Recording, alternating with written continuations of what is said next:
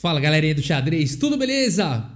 Aconteceu, galera, aconteceu! O menino Firuja se tornou o número 2 do mundo, passou a barreira dos 2.800 de rating, o mais jovem jogador da história do xadrez a chegar em 2.800 de rating. Momento histórico aqui, olha só aqui a tabela do 2700chess.com.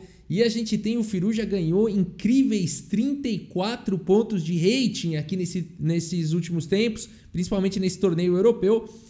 2.804 arredondando aí de rating, apenas atrás de Magnus Carlsen.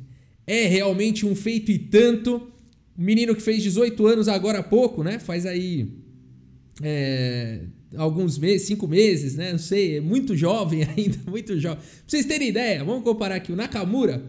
O Nakamura foi, o pico de rating da carreira dele foi 2.816, mais ou menos por aqui. Só que ele tinha 27 anos de idade, né? Nakamura, um dos melhores jogadores do mundo, uma lenda, campeão americano não sei quantas vezes, babá, né?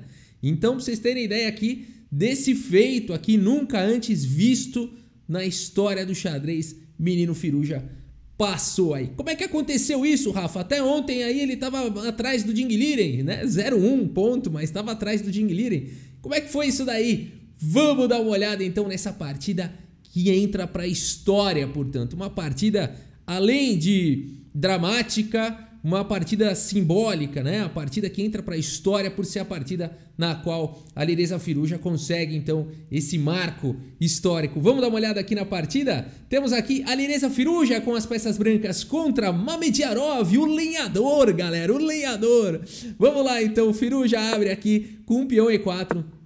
E aqui a gente tem a abertura italiana, tá bom? O Mamedyarov vai para a variante de jogo piano e depois de roque, cavalo F6, D3, simplesmente protegendo o peão. H6, C3, preparou aí o centro, D6, torre 1, roque, guardou o rei, colocou em segurança. H3, A5, já ganha espaço na ala da dama. Cavalo BD2, bispo E6, lances de desenvolvimento. Bispo toma, peão toma, o cavalo vai para B3, ataca o bispo fica estocado lá em A7.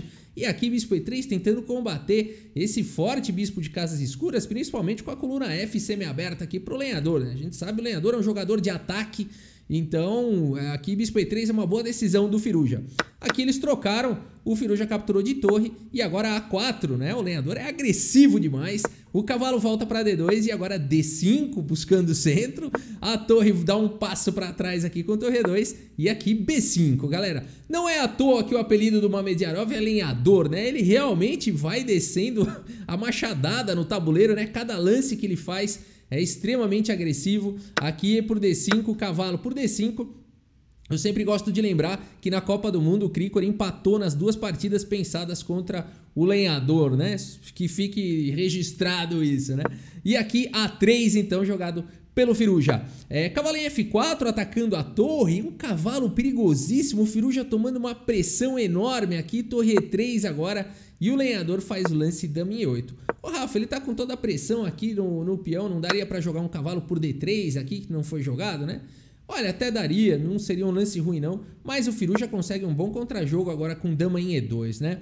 Aqui já existe uma pressão em E5 e cavalo por B2, aí não, aí seria otimista demais, porque dama por B5 aqui estaria ganhando peça, né? Mas de qualquer maneira aqui as brancas teriam um contra-jogo, por exemplo, o cavalo volta, dama por B5 e as brancas estão bem aí na posição, né? Por isso aqui dama E8 pelo lenhador, protegendo já o peão de E6, protegendo o cavalo, protegendo aí as peças. G3 foi jogado, agora olha que legal esse lance do Firuja, né? Esse lance é muito corajoso, porque ele enfraquece a casa de F3, entrega o peão de H3. Quanta coragem aqui do Firuja. Cavalo por H3, cheque, rei G2 e agora cavalo G5. E o Firuja ganha um tempo, porque agora é a vez dele. Cavalo por G5, H por G5 e dama G4. Que ideia espetacular aqui do Firuja, né? Ele entregou um peão, mas o que sobraram aqui foram cacos de peões e agora ele tá indo pra cima. Torre F5 foi jogado, faz o bloqueio para E6, protege os peões e agora cavalo em F3, intensificando a pressão nos peões. Dama em F7, pressão na coluna F. O lenhador é um jogador, como já mencionamos aqui, muito perigoso, né? Agressivo e perigoso. A ideia dele agora é triplicar o ataque na coluna F, mandar um ataque de peso aqui para cima de Firuja. Firuja segue com dama em E4, agora atacando o cavalo do lenhador. E nessa posição o lenhador vai para um lance brilhante, brilhante aqui na posição. Ele poderia tentar defender o cavalo, jogar defensivo, jogar um lance dama D7, o lenhador. Seria um lance perfeitamente jogável aqui. No entanto, esse lance daria uma iniciativa para as brancas, torre H1, por exemplo, dama D5 querendo trocar, poderia soltar um G4 e depois das trocas, provavelmente o Firuja teria um final mais confortável de jogar, apesar de ser bem equilibrado, mais confortável aqui de jogar de brancas, né? Então aqui o Mamediarov não quer ficar se defendendo não, ele vai para esse lance brilhante aqui, ó, torre em F8, pode colocar aqui o brilhante, ó, o Bzinho aqui, ó, lance brilhante aqui do lenhador, torre em F8, deixando o cavalo aqui em C6. Ô Rafa, mas esse lance é muito maluco, porque agora pode capturar aqui em C6 e tá protegendo o cavalo. Tem um monte de proteção, a dama tá protegendo a torre, o rei tem 3 proteções, né? E aqui o Firuja faz o lance, então, torre H1. Por quê, Rafa? Captura logo esse cachorro, né? Aqui dama por C6 não funciona por conta de G4, olha que bonito, né? Aqui o lenhador não está interessado em recuperar o cavalo, ele estaria interessado em dar checkmate. E aqui as brancas teriam que se defender, porque o ataque seria perigosíssimo, né? Então por isso o Firuja responde ao lance torre F8, não com dama por cavalo, mas sim com torre H1. E aqui G6 então jogado pelo lenhador, mais um lance mostrando toda a sua frieza, não preocupado aí com o cavalo em C6 e agora o Firuja captura aqui em C6 então e aqui G4. E o que jogar nessa posição, o cavalo atacado, o Firuja combate também agora com um lance brilhante aqui, brilhante de Alireza Firuja, rei G1, galera, pode colocar aqui lance brilhante, o único lance aqui da posição que não perde, devolvendo aí material e convidando para jogar um final, né? Porque aqui se ele tenta salvar o cavalo, galera, cavalo H4, vai levar a pancada, torre por F2 está vindo, rei G1, torre por B2, está ameaçando checkmate aqui de diversas maneiras, dama em F2, dama em F1, dá para defender o mate? Dá para defender, cavalo G2, faz um escudinho, depois de dama F2, cheque, por exemplo, aqui, rei H2, ufa, me defendi, não tem mate, tá tudo certo, tem uma peça a mais. Não, porque o lenhador teria torre F5 e aqui mate em poucos lances, as brancas vão perder,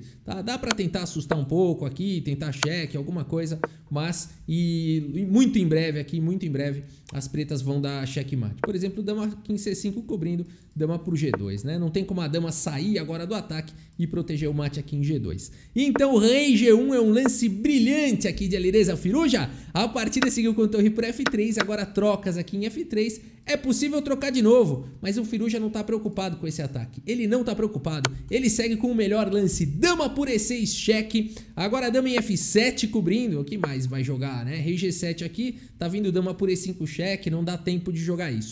Então dama F7, trocaram as damas e o Firuja traz a torre agora para H4. Vamos jogar esse final. Torre D7, o lenhador, mais uma vez, né? Não fica atrás não, vai buscando seus alvos. Torre G4, torre D3, torre G6, vem com o cheque. O rei vai para F7, torre C6, buscando mais um alvo na posição.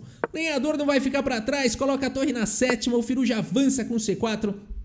Torre por B2, torre por C7, cheque. O rei vai para E6, torre C6, cheque. O rei vai para F5, C por B5 e aqui torre B3. O lenhador tem 2 peões a menos, mas ele vai recuperar peão. Aqui B6 foi jogado, torre A3, B7 avançando com o peão passado. A torre segura na hora certa e aqui torre A6, vão trocar os peões. E o que sobrou aqui? Um final, Alireza Firuja com 2 peões contra um peão aqui do lenhador. Um final conhecido como um final empatado. Eu tava olhando ao vivo exatamente essa posição e pensei o seguinte, puxa vida, isso aqui deve estar empatado, né? Um peão a mais só, final de torre e tudo mais, deve estar empatado. Fui olhar no Table Bases, tava dando que isso aqui vai empatar. Falei, tá bom demais já pro Firuja, né? Provavelmente ele não vai ganhar rating, porque o lenhador tem 2,765 de rating, mas ele vai ficar ali, né? Próximo do Ding Liren, né? Vamos continuar a partida. Aqui E4 foi jogado pelo lenhador, temos aqui torre em A5 cheque, lembrando que a gente já passou do lance 40, os jogadores já ganharam bastante tempo no relógio. Rei F6 foi jogado rei F1, torre B3 o rei chega em E2, torre C3 tentando manter o rei cortado, e agora a torre em A8 foi jogado, e aqui nós temos o lance torre B3, mantendo o rei cortado da posição. Torre F8 cheque, rei E5 e aqui rei F1, aqui exclama duas esse lance. porque coloca muita dificuldade aqui para o lenhador e o lenhador cai certinho nisso. Por quê? Rei F1 é um lance convidativo, né? Na verdade, esse lance é perigosíssimo demais. Ele tá levando o rei lá para a ala do rei. O rei das negras está cortado aqui da posição. E se o rei conseguir passar, o rei e o peão vão avançando. O rei não vai poder ajudar, né? A torre está protegendo aqui em F2, vai acabar a partida. E nessa posição, então, o lenhador pensa por 18 minutos parado nessa posição. E só tem um lance que salva aqui para as negras, segundo o Table Base, segundo estudos, apenas um lance empataria aqui para o lenhador e não foi o lance jogado. O lance que empataria nessa posição seria o lance torre aqui em F3, exclama. Lance brilhante, único da posição, não foi jogado. Torre em F3 é o único. Por quê? Tem uma pressão aqui no ponto de F2, tá deixando o rei passar para a ala do rei se precisar. O rei vai ficar sempre protegendo aqui o peão no centro e as brancas não conseguem progredir. A torre vai sempre ficar atacando aqui o peão de F2, né? Essa é a ideia correta. Mesmo se trocar aqui as torres, as pretas conseguem empatar mesmo com o peão a menos. Por exemplo, rei E1, rei E4. Se rei D1, rei D3 ganhou posição. Se tentar triangular e sair para D2, rei D4 ganhou posição e esse final é empatado. Não adianta disparar com esse peão vai cair. E esse final aqui é vencedor para as negras, né? Aliás, é um final empatado, tá? Então esse final aqui vai pro empate, torre F3. E mesmo se não trocar aqui as torres, jogar um torre... O rei fica próximo do peão aqui e pronto, tá empatado. Não tem como as brancas progredirem. O rei das brancas tem que ficar protegendo o peão de F. E o rei das negras vai ficar protegendo o peão central. Então seria o único recurso, mas nessa posição... São as coisas do destino, né? Mamedjarov pensa por 18 minutos e faz o lance rei D4.